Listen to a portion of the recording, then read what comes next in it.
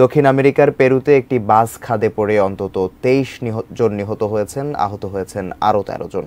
বাসটি পেরুর রাজধানী লিমা থেকে পাহাড়ি রাস্তা দিয়ে দক্ষিণাঞ্চলীয় শহর আয়াকুচোর দিকে যাচ্ছিল। স্থানীয় সময় মঙ্গলবার ভোর 5টার দিকে বাসটি লস লিবার্টাডোস এলাকায় হাইওয়ে থেকে 650 ফিট নিচে ছিটকে পড়ে গেলে এই দুর্ঘটনা ঘটে। হতাহতদের উদ্ধারে অভিযান চলমান রয়েছে বলে জানিয়েছেন দেশটির স্বরাষ্ট্র মন্ত্রণালয়। এ ঘটনায় গভীর শোক জানিয়েছেন দেশটির সরকার। দুর্ঘটনার কারণ সম্পর্কে এখনও জানা যায়নি, তবে দেশটির পাহাড়ি এলাকায় অনুন্নত রাস্তার কারণে এই দুর্ঘটনা হতে পারে বলে প্রাথমিকভাবে জানিয়েছে পেরু কর্তৃপক্ষ। দুর্ঘটনার সঠিক কারণ জানতে তদন্ত শুরু করেছে কর্তৃপক্ষ। গত সেপ্টেম্বরে একই এলাকায় বাস দুর্ঘটনায় 20 জনের বেশি প্রাণহানি ঘটে।